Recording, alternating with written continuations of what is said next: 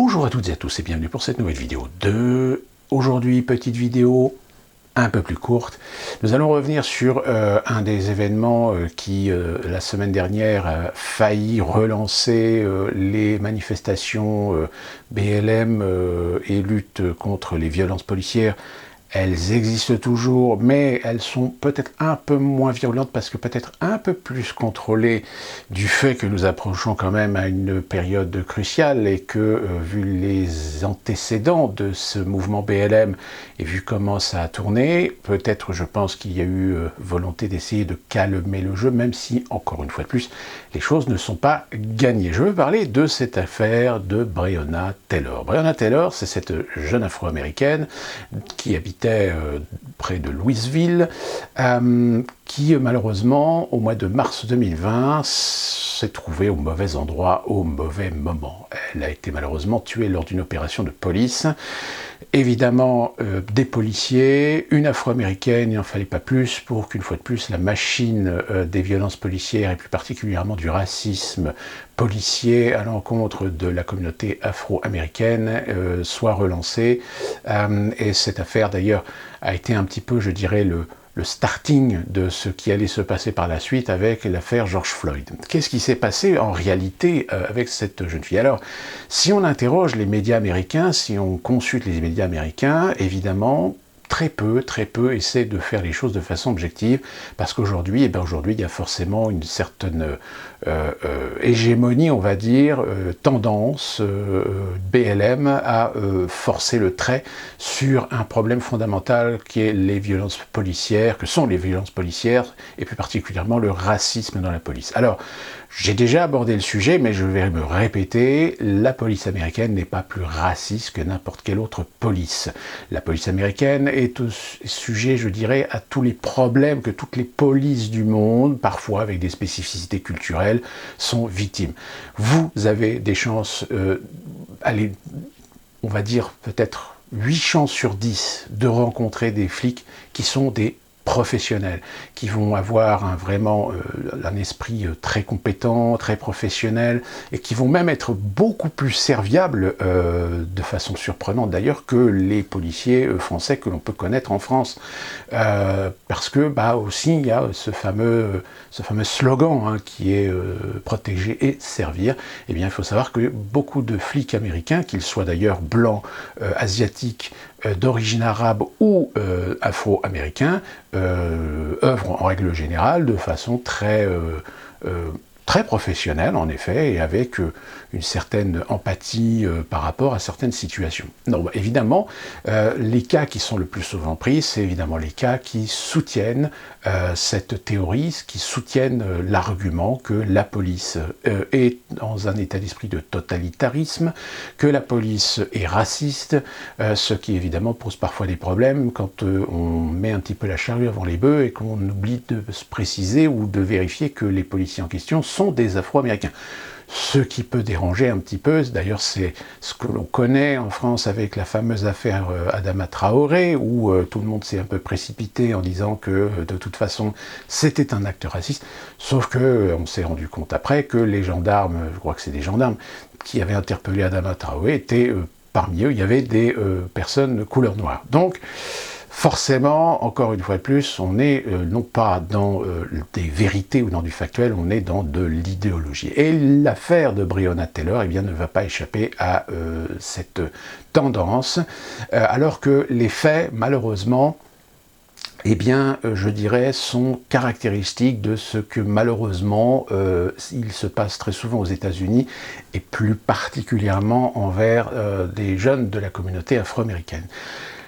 Breonna Taylor, 26 ans, c'est une jeune fille qui pourtant n'avait pas une vocation d'être assimilée à des parcours de délinquance ou de criminalité.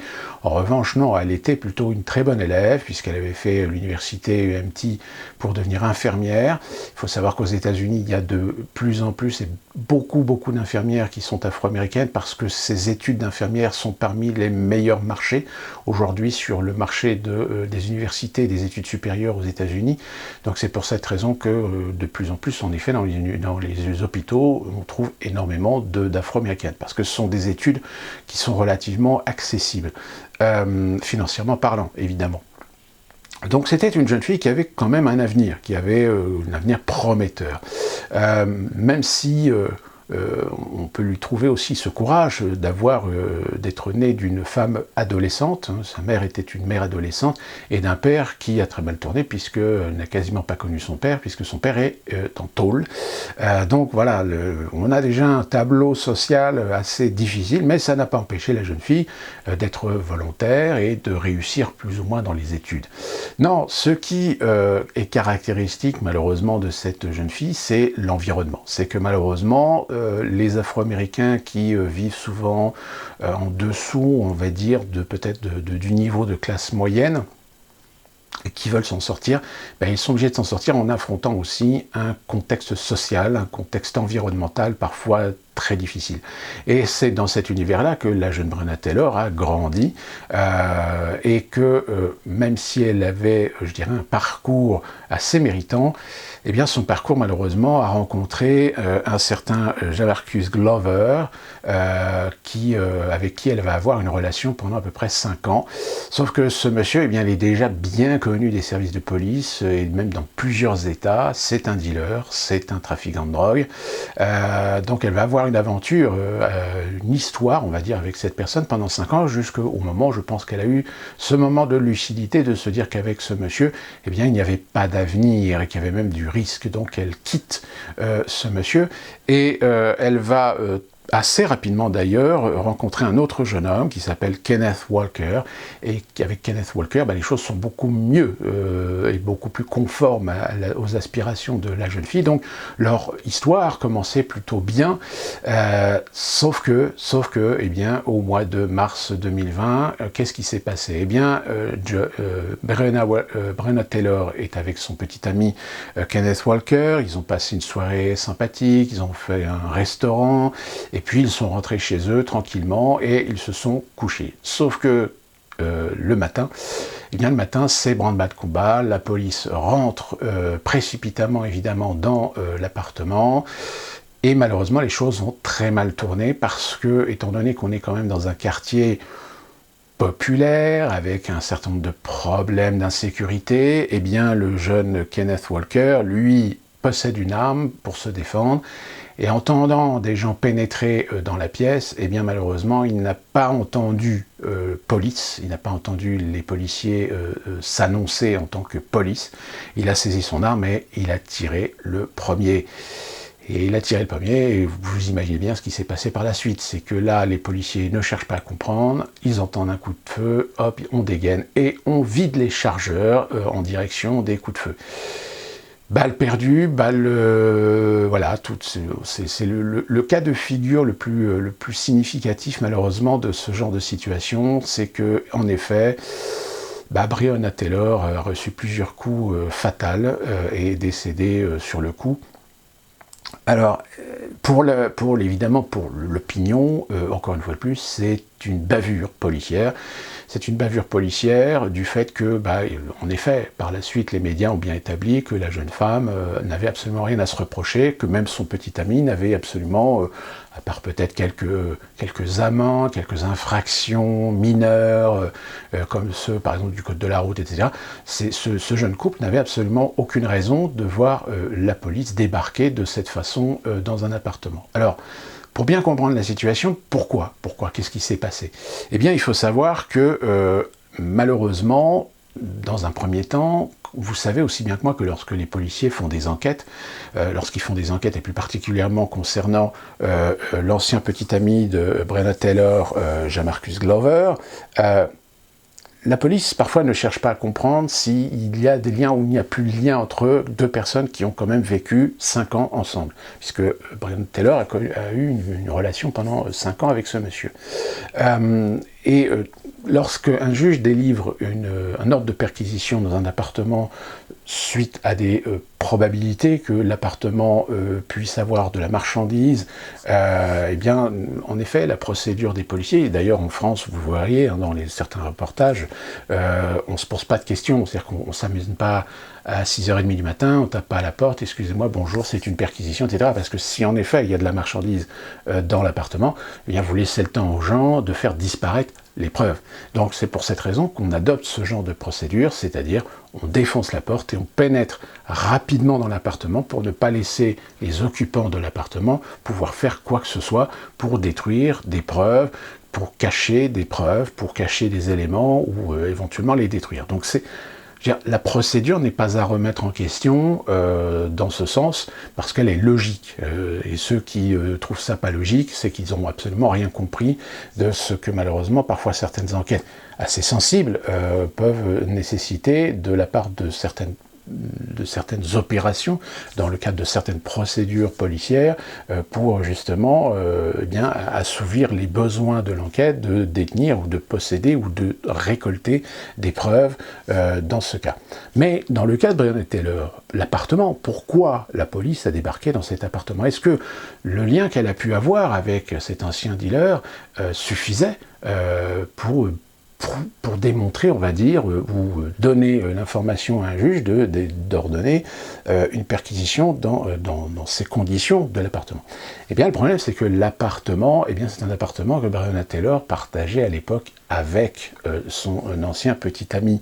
Et que dans cet appartement, eh bien, la police a pu trouver ou démontrer par des surveillances vidéo que apparemment cet appartement, eh bien, servait d'appartement de stockage. C'est-à-dire que la marchandise transitait dans cet appartement.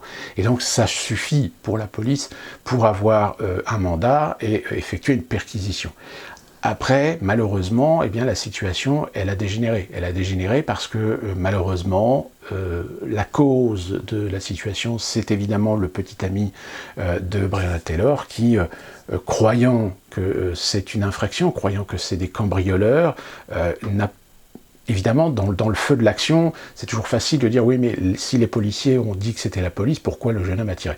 Mais vous savez, dans le feu de l'action, quand vous avez tout d'un coup des bruits importants, vous dormez, et tout d'un coup vous entendez des bruits importants, vous commencez à entrevoir des gens qui pénètrent dans vos appartements, vous ne posez pas de questions. Et dans ce moment-là, votre capacité auditive ne capte pas les sons. La seule chose qui vous importe, c'est vous protéger. Vous êtes dans un sentiment, vous êtes dans un comportement de survie. Et donc, le jeune homme, Kenneth Walker, a saisi l'arme et a pointé l'arme et a tiré. Voilà, est-ce qu'on peut trouver une responsabilité? La responsabilité, c'est les armes. C'est tout simplement la possession des armes de la part de certains citoyens pour se défendre. Sauf que, malheureusement, certains citoyens ne sont peut-être pas à même, suffisamment matures, suffisamment équilibrés pour posséder une arme et savoir l'utiliser à bon escient. Ce qui est encore plus vrai dans des quartiers qui sont des quartiers difficiles, dans des quartiers où il y a des problèmes d'insécurité, ce qui augmente les risques. Et donc, malheureusement, oui, la pauvre Breonna Taylor, comme je l'ai dit au début de la vidéo, elle a été là au mauvais endroit, au mauvais moment.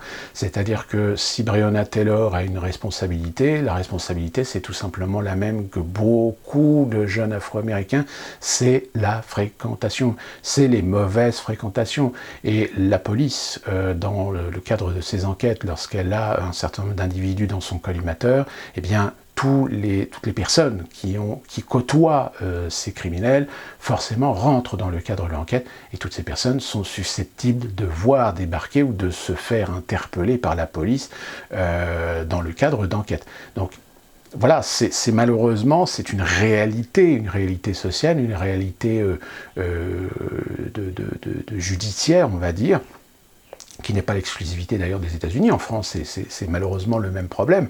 Vous avez aujourd'hui beaucoup de personnes qui, parfois, voient leur vie un petit peu perturbée, voire même peut-être complètement détruite, parce que malheureusement, côtoyant ou ayant des relations avec des gens qui ne sont pas fréquentables.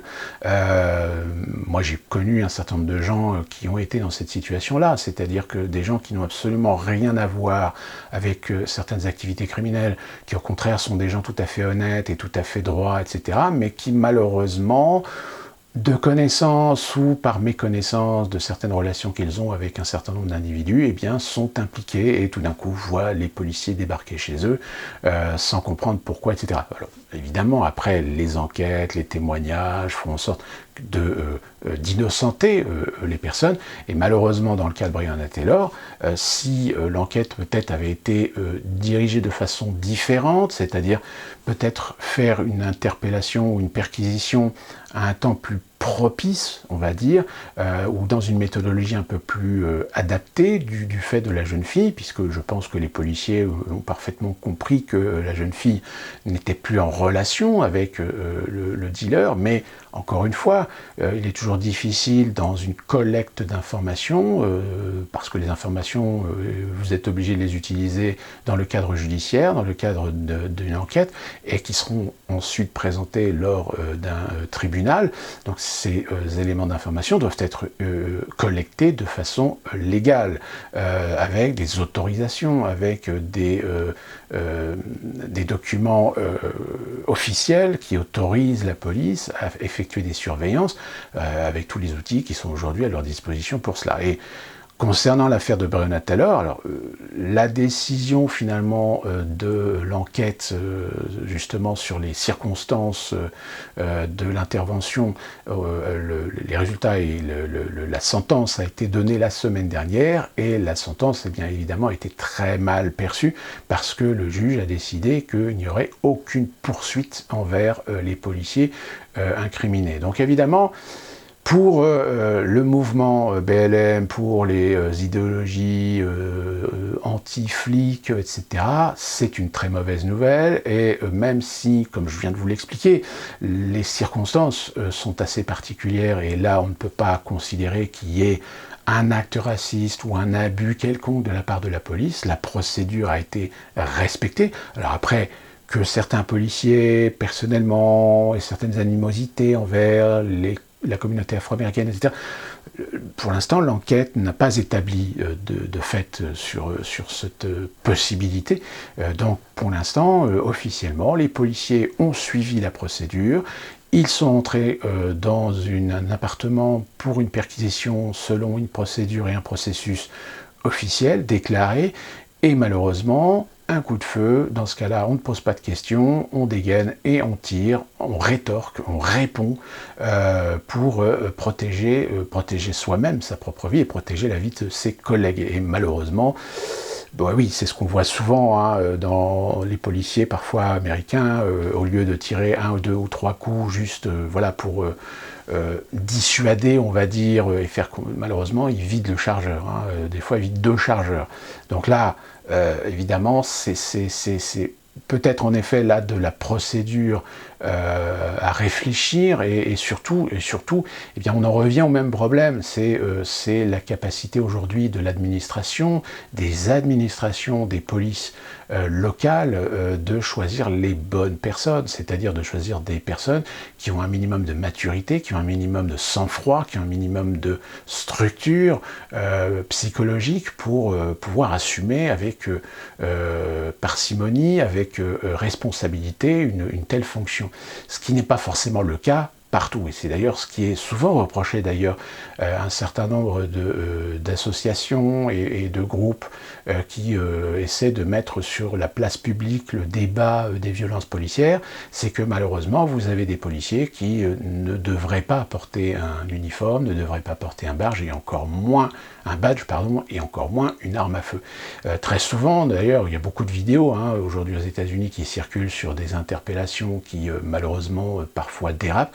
Bon, tant que les interpellations rentrent dans un cadre avec une procédure, je vous le répète, une procédure qui est très claire, c'est protection de votre propre vie d'abord, avant d'imaginer de jouer les héros pour essayer de résoudre le problème différemment de ce que la procédure oblige les officiers à appliquer. il y a parfois des circonstances où, en effet, c'est arrivé, par exemple, il y a une vidéo qui avait circulé où un homme avait une canette d'une boisson, il n'avait rien d'autre dans les mains. L'individu était psychologiquement apparemment assez perturbé, etc. Malheureusement, il a eu un geste brusque et les deux policiers ont complètement vidé leur chargeur, les deux. Donc, enfin, là, il y a un moment donné où là, en effet, on est en droit de se poser la question si les deux policiers sont psychologiquement viables d'effectuer ce type d'intervention. Hein, c'est pour ça qu'en France, on a de la chance d'avoir des policiers qui, logiquement, sont formés justement pour ne pas avoir à faire usage de leurs armes. Et on le voit surtout aujourd'hui, lors des interventions, interpellations, etc. En règle générale, les armes ne sortent que très peu de fois de leur étui. En général, les policiers essayent de résoudre le problème de façon beaucoup moins risquée, pas seulement pour eux-mêmes, mais aussi pour la victime, enfin pas la victime, mais l'interpellé ou la personne qui est censée être interpellée. Mais voilà, encore une fois de plus, cette affaire de Breonna Taylor soulève en effet plusieurs questions, mais des questions qui touchent aussi les phénomènes de société aux États-Unis et les médias, ce que les associations, ce que les groupes idéologiques en font, c'est-à-dire finalement ne prendre que ce qui les intéresse et le reste jeter à la poubelle. C'est-à-dire qu'aujourd'hui, pour beaucoup d'Américains qui sont dans le mouvement BLM, Breonna Taylor a été tuée par la police, et une police raciste. Voilà, c'est la seule information qu'aujourd'hui ces participants BLM doivent retenir sur l'affaire Breonna Taylor. Tout comme l'affaire George Floyd. Si l'affaire George Floyd suscite bien évidemment beaucoup d'émotions, beaucoup d'empathie, si on considère que la procédure que le policier a appliquée est peut-être été excessive, en effet, on peut considérer d'un œil extérieur, et c'est encore plus vrai quand vous avez des gens très hypersensibilisés qui voient ce genre de vidéos, ce qui est le cas aux États-Unis, bien évidemment, on est choqué par la procédure. Mais cette procédure est celle appliquée dans le cadre d'une immobilisation d'un individu récalcitrant. Et il se trouve qu'il y a d'autres vidéos qui sont sorties beaucoup plus tard sur l'intervention concernant George Floyd. Et on voit bien que George Floyd n'est pas dans un état normal, n'est pas dans un équilibre psychologique évident. Donc là, en effet, certainement que la faute n'est pas d'avoir appliqué une procédure, je dirais, qui est celle applicable en général justement dans le cadre d'immobilisation, c'est le manque de discernement de la part des policiers, et ça c'est un des problèmes qui, à mon sens, aujourd'hui dans la police américaine est le problème fondamental, c'est d'apprendre aux policiers d'avoir du discernement. Malheureusement, ce n'est pas culturel chez les Américains. Pourquoi ? Parce que les Américains, en règle générale, n'aiment pas laisser les choses au hasard, n'aiment pas laisser les choses je dirais, à la perception ou au jugement de l'individu. Aux États-Unis, on est très procédurier. C'est-à-dire que on étudie tous les cas de figure, toutes les situations, et à chaque situation, à chaque cas de figure, on a enseigné une procédure, on enseigne une procédure, on forme les individus à une procédure, etc. Et dans cette procédure, malheureusement, il suffit que vous avez quelques points de détail divergents qui permettraient aux policiers, à un moment donné, de se dire non, là, je vais pas appliquer la procédure parce que là, je suis en face d'un individu qui, en effet, a quelque chose de différent, un problème à différents niveaux, etc. Je m'assure ma protection, mais je fais attention non plus de ne pas aller dans les excès. Eh bien, ça c'est la réaction d'un policier américain sage, on va dire. Il y en a, vous avez des policiers américains qui, des fois, ne respectent pas obligatoirement les procédures. Le seul problème, c'est que s'ils ne respectaient pas les procédures pour faire preuve de leur propre discernement pour résoudre un problème, si jamais le problème se retourne contre lui et si jamais il est blessé, s'il y a des vidéos, etc., c'est là qu'on voit vraiment le côté un petit peu dégueulasse, finalement, de la justice américaine, c'est que la justice américaine pourrait très bien déterminer que le policier, que l'officier n'a pas appliqué la procédure. Et dans ce cas-là, c'est le système qui se retourne contre le policier, parce que le système, il n'a pas envie de payer les frais hospitaliers, si le policier a été blessé gravement, s'il y a des séquelles, etc., qu'il soit pris en charge, etc. Donc, le système américain, quand il s'agit d'argent, en général, est pourri. Ça, là-dessus, ils n'ont absolument aucune honte, ils n'ont absolument aucune empathie quand il y a des questions d'argent. Pour vous donner juste un exemple, il faut savoir qu'aujourd'hui encore, et pourtant ça fait bientôt 20 ans, 20 ans après, il y a encore des policiers, il y a encore des pompiers, il y a encore des volontaires qui ne sont toujours pas pris en charge pour leur intervention sur les événements du 11 septembre. Sur ces interventions pour lesquelles ils n'ont pas eu de l'équipement adéquat et qui ont eu des conséquences de maladies pulmonaires parce qu'ils ont respiré des poussières, dans des poussières avec des poussières de béton, des poussières qui ont évidemment eu des conséquences sur leur santé. Mais le système, en effet, est très ouvert, dira bravo, vous êtes des héros, etc. Mais quand il s'agit d'assumer derrière pour permettre à ces gens d'être soignés parce que ils ont risqué leur vie pour essayer d'apporter leur soutien, d'apporter leur main-d'œuvre dans une situation de crise importante, eh bien le système américain essaie de passer entre les gouttes pour devoir assumer financièrement de la santé, et parfois même jusqu'à la fin de leur vie. Hein. Alors, c'est pour cette raison qu'il y a eu quand même des actes commis pour résoudre ce problème. Obama, par exemple, a en effet apporté un certain nombre de décrets pour obliger les institutions à faire les choses de telle manière à prendre en charge l'ensemble des individus. Le problème, c'est que même si Obama a fait des décrets pour permettre à tous ces gens d'être couverts, eh bien, malheureusement, les administrations, les avocats, etc., vont chercher des petites bêtes. Alors, en effet, au niveau des assurances, pour éviter les abus, il y en a eu. Hein, il y a eu des individus qui se sont fait passer pour des sauveteurs, alors qu'en réalité, ils n'ont jamais foutu les pieds sur Ground Zero. Mais voilà, c'est aussi ça, hein, qui est le problème. C'est des gens qui font de l'usurpation d'identité pour toucher des subventions, toucher des aides sociales pour aider des gens sur des situations, alors qu'en réalité, ils n'y ont jamais été. Donc tout ça pour revenir sur le fait qu'au niveau de la police aujourd'hui aux États-Unis, on la montre du doigt parce qu'elle est violente, alors qu'en réalité, elle n'est pas plus violente que d'autres polices. Des individus sont violents, mais ce n'est pas la majorité des policiers américains. Il faut prendre aussi en considération le fait que s'il y a violence, c'est parce que si en face, il y a de plus en plus de provocations, il y a de plus en plus d'individus qui ne respectent pas les lois, qui ne respectent pas les règles, et qui en plus de ça s'autorisent le droit de se considérer comme ayant des droits, des libertés qui en réalité, face à l'autorité, n'existent pas.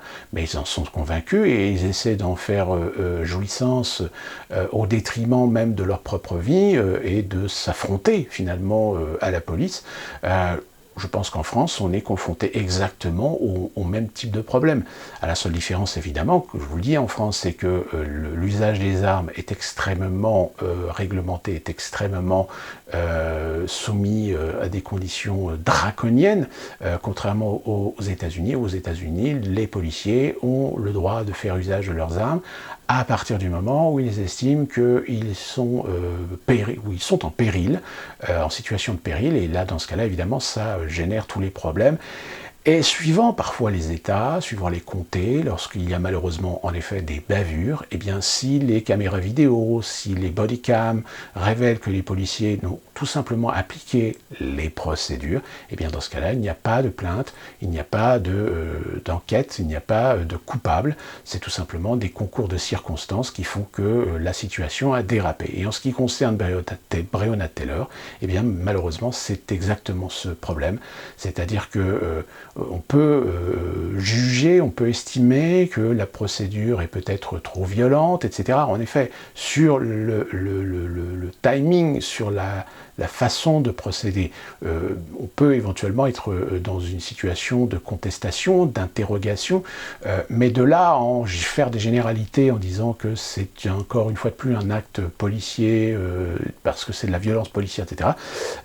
Évidemment, on est dans une situation idéologique actuelle où il faut absolument convaincre les gens que tout ce type d'actes, tout ce type de dérapage, tous ces types d'opérations à risque et d'interpellations qui tournent mal sont forcément à rentrer dans le sac de la violence policière et pour légitimer derrière tout simplement de restructurer les polices, de réduire les coûts, etc.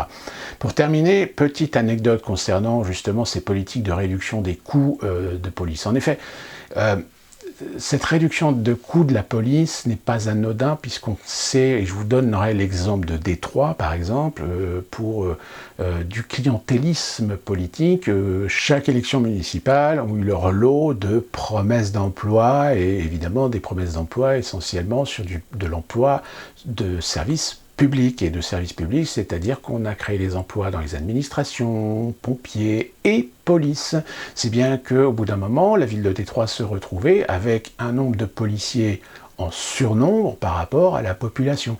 Et bien malheureusement, dans certaines villes, dans certains États, c'est le cas. C'est qu'on achète la complaisance électorale, on achète de l'électorat en créant des emplois avec un nombre d'individus qui ne correspondent pas aux réels besoins de ce que les collectivités, de ce que les sociétés, de ce que les collectivités locales de certaines villes ont besoin. Mais d'un autre côté, c'est au détriment par contre de certaines villes, de certains budgets de police qui eux aussi subissent aussi des réductions de coûts. Donc ces réductions de coûts qui sont exigées par un certain nombre de gens dans le cadre des mouvements BLM, etc., peuvent avoir en effet dans certains cas justification. Le seul problème, c'est que la justification, en général, on s'en fout complètement. C'est-à-dire qu'on veut automatiquement et systématiquement des réductions de budget.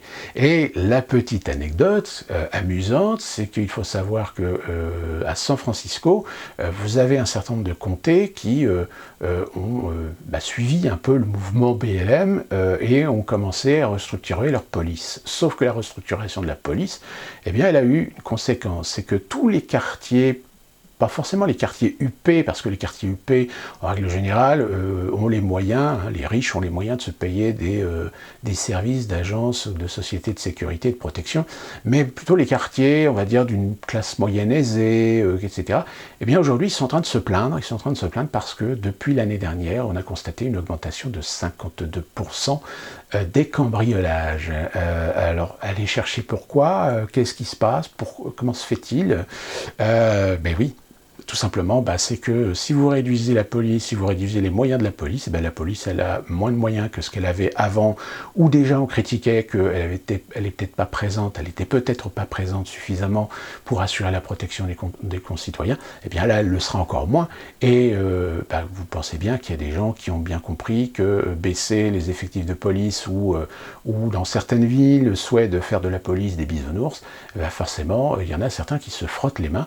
Alors, il y a d'autres endroits où le phénomène est en train de se développer, à tel point qu'aujourd'hui, il y a une crainte évidente que certaines villes risquent de se désertifier, mais se désertifier de la part de certaines classes sociales de la société, plus particulièrement les classes moyennes, ces classes moyennes qui sont obligés de vivre parfois dans des quartiers qui peuvent être calmes, c'est pas des quartiers à mauvaise réputation ou chaud, mais voilà, le fait qu'on est dans un contexte particulier, dans un contexte social, économique particulier, la situation se désagrège vis-à-vis d'un certain nombre d'indices, d'un certain nombre de facteurs dans la société, dont malheureusement on constate une augmentation de délits, une augmentation de vols, de cambriolages, qui fait que derrière on va demander plus de présence policière, mais comme de l'autre côté on a des idéologies qui demandent moins de moyens, moins de police, police, etc. Vous voyez, il y a un moment donné, il y a une situation où il faut savoir ce qu'on veut, parce que, et c'est d'ailleurs ce qui est assez amusant d'ailleurs de voir, c'est que vous avez très souvent des vidéos qui ont été faites où on voit des manifestants, alors c'est souvent des jeunes, hein. Alors, je vous invite à regarder très précisément les manifestations aux États-Unis, vous allez vous remarquer que c'est souvent des jeunes. C'est des jeunes de moins de 25, moins de 30 ans. Vous avez des jeunes qui protestaient, alors fuck the police, et quand vous avez tout d'un coup une situation, c'est-à-dire une provocation vis-à-vis d'une personne et que la personne se rebiffe, etc., tout d'un coup vous entendez « Ah, call the police ». Vous voyez, on en est là aux États-Unis, on est dans cette absurdité de situation qui est le reflet malheureusement d'un certain nombre de gens qui sont complètement, excusez-moi d'expression, mais complètement crétinisés par le système au point qu'ils ne percutent pas et qui ne font pas preuve, je dirais, de réflexion sensée par rapport à la situation. Donc voilà, concernant cette affaire Breonna Taylor, aujourd'hui vous êtes maintenant éclairé sur la situation, mais qu'encore une fois de plus, Breonna Taylor, eh bien, on instrumentalise cette affaire pour servir la sauce idéologique d'une situation qui est spécifique aujourd'hui aux États-Unis, que l'on a voulu exporter en France avec les Traoré, dont d'ailleurs, encore une fois de plus, ils ont fait parler d'eux, puisque je crois que c'est un membre de leur famille qui a été chopé en train de voler ou faire un cambriolage, etc., qui s'est carapaté devant les flics, qui a sauté dans la Seine et qui est décédé. Ah ben oui, c'est la faute de la police, il a sauté dans la Seine. C'est normal, c'est logique. Je pense qu'on n'a pas fini d'avoir des affaires aussi rocambolesques. Et voilà, c'était pour vous donner ces informations et vous éclairer un petit peu sur cette situation. Pour terminer, donc la semaine dernière, la juge donc a donné évidemment une décision qui, sur les réseaux sociaux, ça a été un scandale. Encore une fois de plus, on protège la police, police nazie, etc. On s'attendait à ce qu'il y ait des émeutes. Il y a eu en effet des manifestations, il y a eu des échauffourées à Louisville. On a même pu voir des vidéos de provocation. Alors ce qui est marrant, c'est qu'il y a des vidéos qui ont été présentées. Alors on a présenté les choses d'un certain angle, etc. Plus particulièrement cette vidéo où on voit un couple sur une terrasse qui tout d'un coup se voit complètement interrompu, dérangé par des manifestants, etc. Il y a des gens qui ont montré une photo en montrant, oui, mais c'est pour ça, vous voyez, pour ça que les manifestants les ont perturbés, les ont provoqués, parce que on les voit faire ça, comme ça. Sauf que une autre personne a dit, oui, mais s'il a fait ça, si le couple a fait ça comme ça, c'est parce que des manifestants les ont insultés, parce qu'ils sont blancs. Voilà pourquoi. Mais ça, vous voyez, quand on remet les choses, quand on reconstitue le puzzle de certaines situations, le seul problème, c'est que pour vendre de l'idéologie, vendre une version d'une situation, eh bien, il y a des gens qui ne prennent que certains morceaux du puzzle et qui vous les servent comme étant la raison pour laquelle... Voilà. D'ici là, pour la prochaine vidéo, que puis-je vous dire d'autre? Portez-vous bien, et surtout en France, courage, parce qu'avec ce totalitarisme sanitaire, je pense qu'à mon avis, il y a un moment donné, il va falloir réfléchir si manifester ne sert plus à rien, et peut-être qu'il va falloir passer à l'étape suivante.